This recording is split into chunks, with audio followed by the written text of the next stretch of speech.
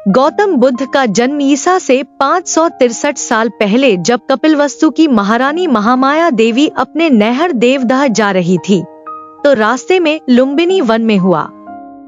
यह स्थान नेपाल के तराई क्षेत्र में कपिलवस्तु और देवदह के बीच नौतनवा स्टेशन से 8 मील दूर पश्चिम में रुक्मिंदेई नामक स्थान है, वहां आता है, जहां एक लुम्बिनी नाम का वन था।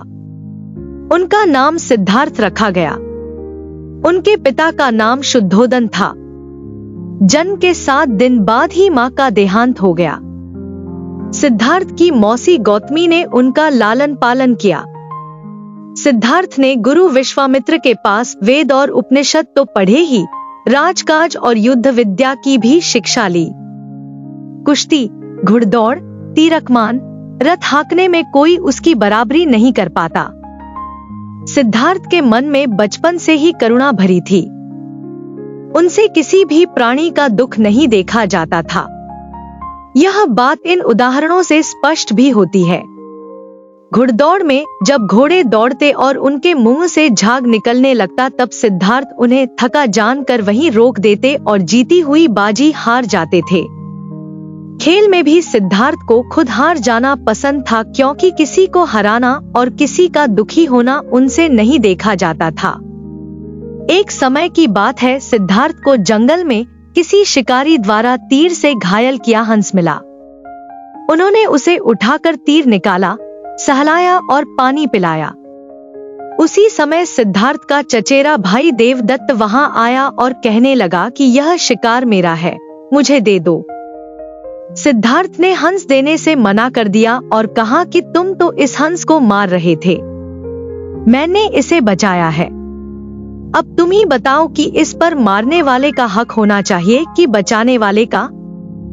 देवदत्त ने सिद्धार्थ के पिता राजा शुद्धोदन से इस बात की शिकायत की। शुद्धोदन ने सिद्धार्थ से कहा कि यह हंस तुम देवदत्त को क्यों नहीं दे देते, आखिर तीर तो उसी ने चलाया था। इस पर सिद्धार्थ ने कहा, पिताजी, यह तो बताइए कि आकाश में उड़ने वाले इस बेकसूर हंस पर तीर चलाने का उसे क्या अधिकार था। हंस ने देवदत्त का क्या बिगाड़ा था?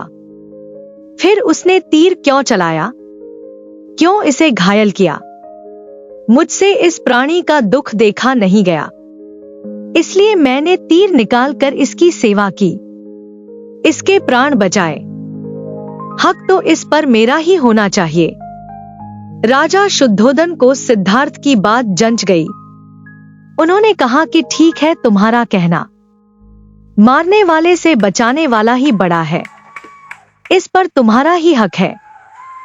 शाक्य वंश में जन्मे सिद्धार्थ का 16 वर्ष की उम्र में दंडपाणी शाक्य की कन्या यशोधरा के साथ हुआ। राजा शुद्धोदन ने सिद्धार्थ के लिए भोगविलास का भरपूर प्रबंध कर दिया। 3 ऋतुओं के लायक 3 सुंदर महल बनवा दिए। वहां पर नाचगान और मनोरंजन की सारी सामग्री जुटा दी गई। दास दासी उनकी सेवा में रख दिए गए। पर यह सब चीजें सिद्धार्थ को संसार से बांधकर नहीं रख सकीं।